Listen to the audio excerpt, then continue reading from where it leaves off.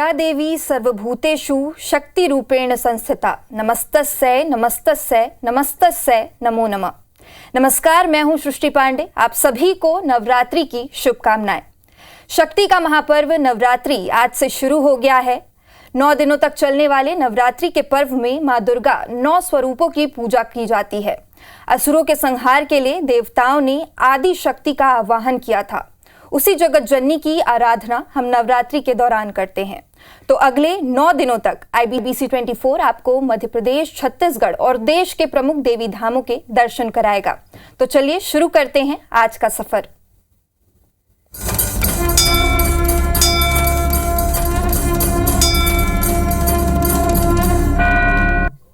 देवी धामों के दर्शन की शुरुआत करते हैं देश भर के 10 दिव्य धामों से।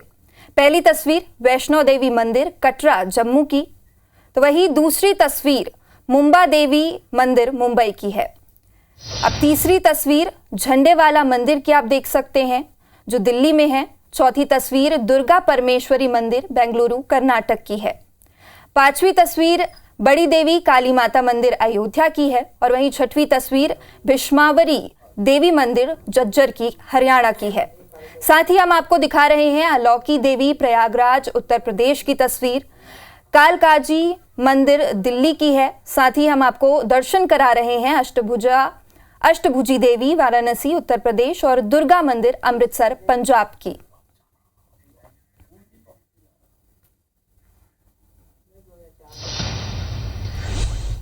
छत्तीसगढ़ का बमलेश्वरी धाम, डोंगरगढ़ की पहाड़ी सीढ़ी बनी हजार, दर्शन करने को आए मां बमलेश्वरी आपके द्वार।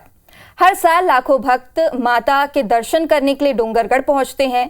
इस सिद्ध धाम को 52 शक्तिपीठों में से एक माना जाता है। राजनांदगांव से 38 किलोमीटर दूर करीब 1600 फीट ऊंची पहाड़ी पर सदियों से विराजमान है मां बमलेश्वरी। आइए करें माता के दर्शन।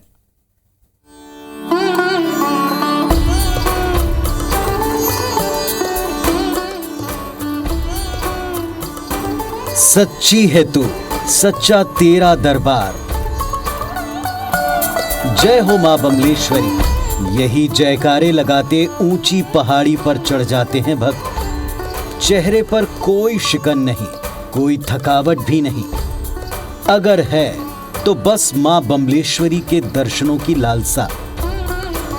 राजनांदगांव से 38 किलोमीटर दूर करीब 1600 फीट ऊंची पहाड़ी पर विराजमान है मां बमलेश्वरी। इस सिद्ध धाम को 52 शक्तिपीठों में से एक माना जाता है। इस धाम में देवी बमलेश्वरी के 2 मंदिर हैं। पहला मंदिर है पहाड़ी के ऊपर, जहां देवी के गर्भगृह के चारों ओर पुरातन गुफाएं हैं। तो दूसरा मंदिर प्रवेश द्वार से पश्चिम दिशा में है। यहाँ देवी शीतला का दरबार है। यूं तो मां के दरबार में हमेशा उनके जयकारे गूंजते हैं, लेकिन नवरात्र के मौके पर श्रद्धालुओं का सैलाब अलग ही उल्लास के साथ उमड़ पड़ता है। और मैं तकरीबन 12 सालों से यहाँ पे आ रहा हूँ और प्रयास रहता है कि नवरात्रि के प्रथम दिन पे आए और बाकी माँ की इच्छा है। बहुत अच्छी जगह है, सबको दर्शन के लिए आना चाहिए। इस दौरान मां बमलेश्वरी का विशेष श्रृंगार किया जाता है। हजारों की संख्या में मनोकामना ज्योति कलश प्रज्वलित किए जाते हैं। पहाड़ी पर विराजी बमलेश्वरी माता के द्वार तक पहुंचने के लिए सीढ़ियां तो हैं ही, इसके अलावा रोपवे की सुविधा भी है। यहां आने वाले श्रद्धालुओं के लिए भंडारे का भी आयोजन किया जाता है। शक्ति के इस धाम पर देश के कोने कोने से श्रद्धालु पहुंचते हैं। माता बमलेश्वरी की आस्था ऐसा है कि यहाँ पे अपार माता के श्रद्धालु यहाँ आते हैं। और यहाँ से ऐसा नहीं कि छत्तीसगढ़ के बस यहाँ लोग आ रहे हैं, यहाँ पे दूर दूर के भी लोग यहाँ पर माता का दर्शन करने, उनका आशीर्वाद प्राप्त करने यहाँ पर आते हैं। मां बमलेश्वरी की चौखट को चमत्कारों का द्वार भी कहते हैं। बियाबान में अडिग खड़ी पहाड़ी और पहाड़ी के शिखर पर बना ये भव्य मंदिर, जहां लंगूर भी हाजिरी लगाते हैं। कहते हैं कभी कभी मां की सवारी बाघ भी देवी मां के दरबार में शीश झुकाने चले आते हैं। Bureau report IBC 24। तो चलिए मां बमलेश्वरी के बाद आपको दर्शन कराते हैं मां महामाया की। सरगुजा की आराध्य देवी है मां महामाया। ये मां अंबिका के नाम से भी जानी जाती है। मंदिर को लेकर प्रचलित है कई किंवदंतियां। कहा जाता है कि देवी का धड़ अंबिकापुर में है तो सिर रतनपुर में। नागर शैली में हुआ है मां महामाया मंदिर का निर्माण। नवरात्रि के मौके पर देवी के दरबार में लगता है आस्था का मेला।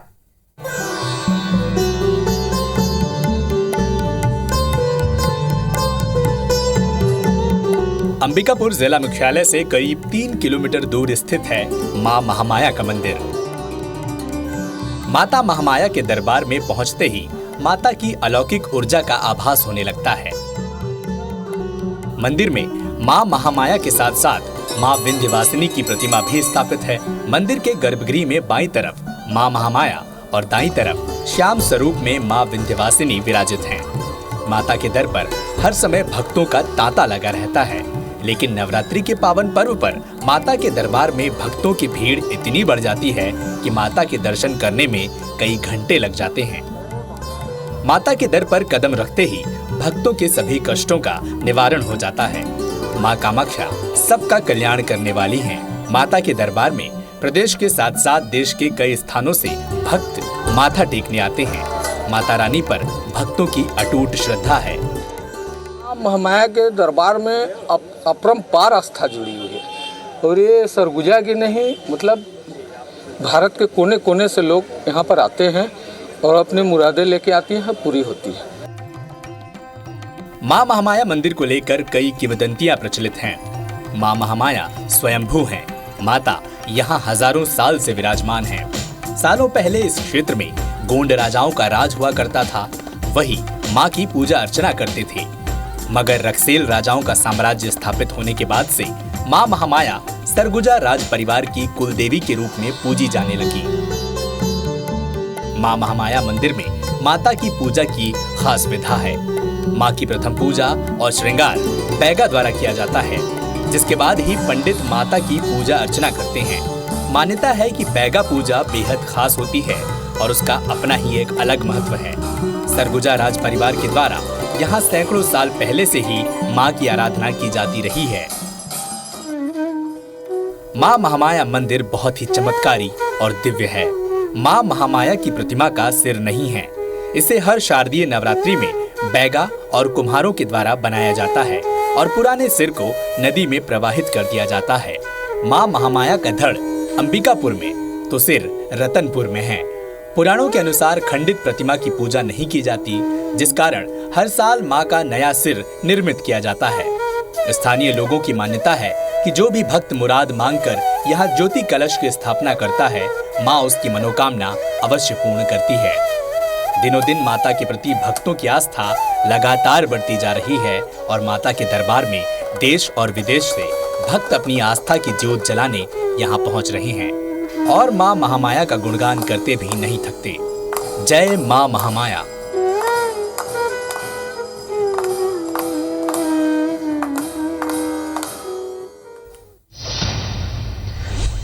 तो चलिए छत्तीसगढ़ के बाद अब चलते हैं मध्य प्रदेश, जहां त्रिकूट पहाड़ी की हरी भरी वादियों में करीब 600 फीट की ऊंचाई पर विराजित है माता शारदा। मां शारदा की लीलाओं का वर्णन दुर्गा सप्तशती और देवी भागवत पुराण में भी मिलते हैं। दूर दूर से श्रद्धालु माता के इस दिव्य धाम के दर्शन के लिए आते हैं। ये धाम 108 शक्तिपीठों में से एक है।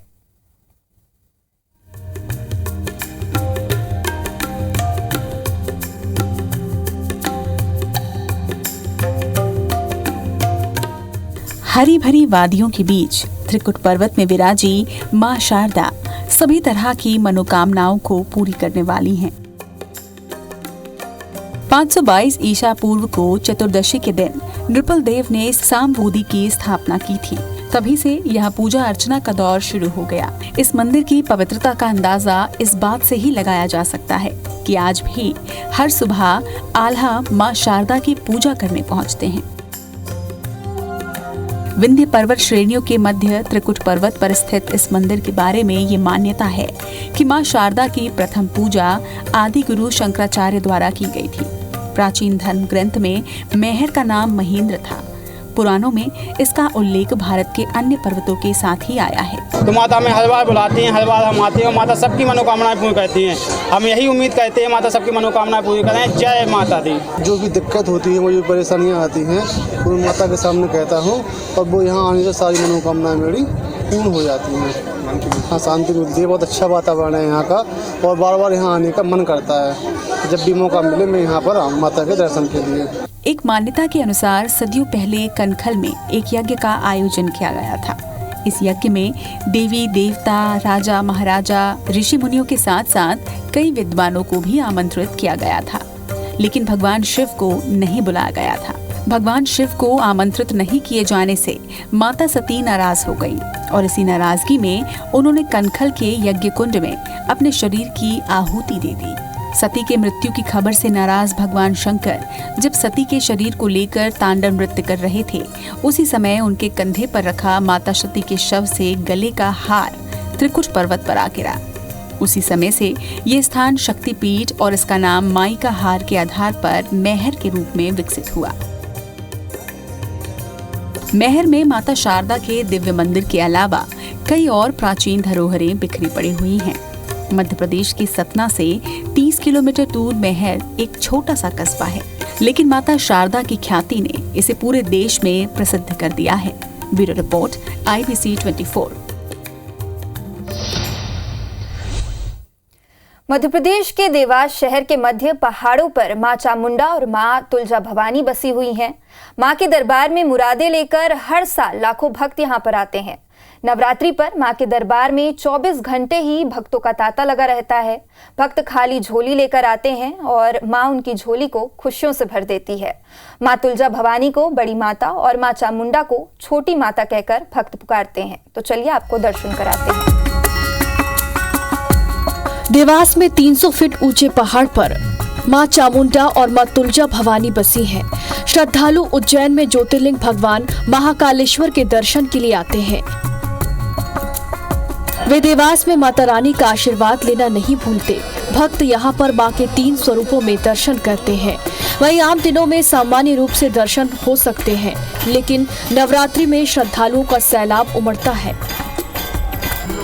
इस दौरान पूरे मार्ग पर पैर रखने की जगह नहीं होती। मान्यता है कि जिन महिलाओं को संतान नहीं होती, वो यहाँ आकर मां चामुंडा को पान का बीड़ा खिलाती हैं और मां के मुख में लगाया गया पान का बीड़ा महिला की झोली में गिरता है तो उसी साल संतान के योग भी बनते हैं। मंदिर के पुजारी बताते हैं कि मां भगवती आदि अनादि काल से विराजमान है। आदि अनादिकाल से मां भगवती विराजमान है। जहाँ जहाँ सती के खंड गिरे वहाँ पर शक्ति पीठ हुआ, वो जहाँ रक्त गिरा वहाँ पर अर्ध शक्ति के रूप में मां चामुंडा विराजमान है। और जैसे किसी माता बहनों को बच्चे नहीं होते तो माँ के यहाँ वो धरी जाती है। देवास के रेलवे स्टेशन से आने वाले श्रद्धालु माता टेकरी के शंखद्वार से प्रवेश कर सकते हैं। ये ढलाऊ मार्ग है। जिन्हें पैदल चढ़ने में कठिनाई होती है, वे रोपवे का इस्तेमाल कर माता के दरबार में पहुंच सकते हैं। टेकरी से देवास शहर की घनी बसावट देख सकते हैं। माता टेकरी पर देवस्थान प्रबंध समिति के माध्यम से खाने पीने की व्यवस्था देखी जाती है। वहीं शारदीय नवरात्रि में सामाजिक और धार्मिक संस्थाएं शहर में जगह जगह निःशुल्क भंडारे का आयोजन भी करती हैं।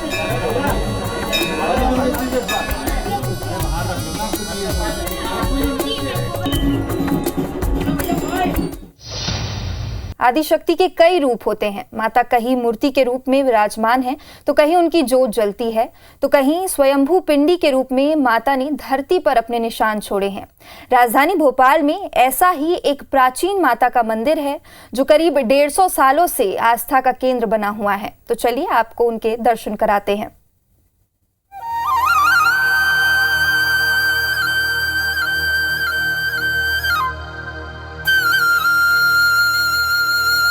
राजधानी भोपाल के माता मंदिर चौराहे पर स्थित है माता शीतला का प्राचीन मंदिर। माता शीतला ने मंदिर के मुख्य पुजारी जी के दादा के स्वप्न में आकर नीम के पेड़ के नीचे अपनी प्रतिमा होने का संकेत दिया था। पेड़ के पास खुदाई करने पर पिंडी रूप में माता की मूर्ति निकली, जिसके बाद यहाँ पर माता शीतला का मंदिर निर्माण करवाया गया। तब से अब तक ये मंदिर भक्तों की आस्था का केंद्र बना हुआ है।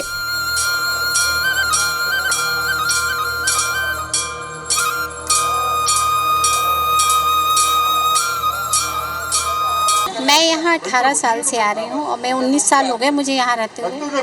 हम लोगों ने जो चीज़ भी यहाँ मांगा हर चीज़ पूरी हुई और ऐसी माता की शक्ति है कि उसके लिए तो कहना क्या, मतलब कुछ भी आप मांग के देखिए और जो ना पूरा हो तो कहिए। मतलब आज मतलब कितने सालों के हम लोग को कोई भी दिक्कत होती है हम लोग इनका नाम लेते हैं वो चीज़ आसानी से हो जाती है। तो ये है माता की कृपा, ये माता मंदिर की। तो मुझे तो मंदिर के आगे ऐसे लगता है कि बिना कुछ लिए अन्न जल ग्रहण ना किए और यहीं बैठे रहे, तो मुझे बहुत अच्छा लगता है। पिछले कई सालों से न केवल राजधानी बल्कि दूर दराज से भी भक्त अपनी परेशानियां लेकर माता के दरबार में पहुंचते हैं। उनकी मनोकामनाएं भी पूरी होती हैं।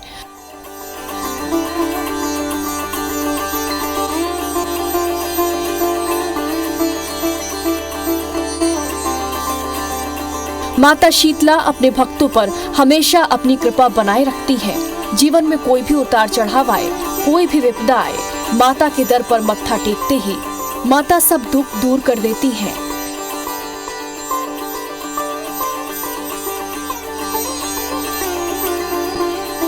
मैं तो करीब यहाँ 6-7 साल से रहा हूँ। अभी बीच में लास्ट कोविड टाइम में मेरी वाइफ की तबीयत खराब हो गई थी पोस्ट कोविड के कारण। मैं बहुत जगह गया, सब जगह से मतलब बड़ी स्थिति गंभीर दिख रही थी। तो मैंने कहा माता मंदिर चलता हूँ, कोई सहारा नहीं था उस समय। तो डॉक्टर ने मना कर दिया, तो हम आ रहे थे तो माता मंदिर बंद हो गया था उस समय। मैंने कहा माता जी ने भी दरबार बंद कर लिए, लेकिन जैसे ही मैंने गाड़ी खड़ी की उसी समय पंडित जी ने दरवाजे मतलब किसी कारण से खोला, तो मुझे एहसास हुआ कि माता जी ने मुझे, और उस दिन से मेरी वाइफ इम्प्रूव होती गई। मैंने दर्शन किए और माता जी का प्रसाद रात में ले गया, करीब मुझे लगता है 11 साढ़े 11 बजे होंगे या 12 बजे। उसके बाद माता जी का मेरी वाइफ इम्प्रूव हुई और अच्छी हो गई। मैं बहुत विश्वास करता हूँ। पिछले करीब 150 सालों से माता शीतला ने अपनी कृपा और शीतलता से अपने भक्तों की हर मनोकामना पूरी की है। माता शीतला मंदिर की प्रसिद्धि की वजह से राजधानी की मुख्य सड़क का नाम ही माता मंदिर के नाम पर है। इस सड़क से गुजरने वाला हर व्यक्ति माता के दरबार में अपना शीश नवाकर ही गुजरता है। माता सभी की बिगड़ी बनाने वाली है। माता शीतला के जयकारों से मंदिर गूंज उठता है।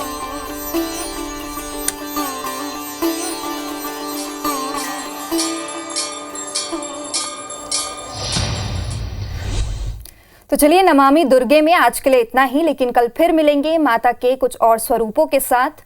नमस्कार, शुभ नवरात्रि।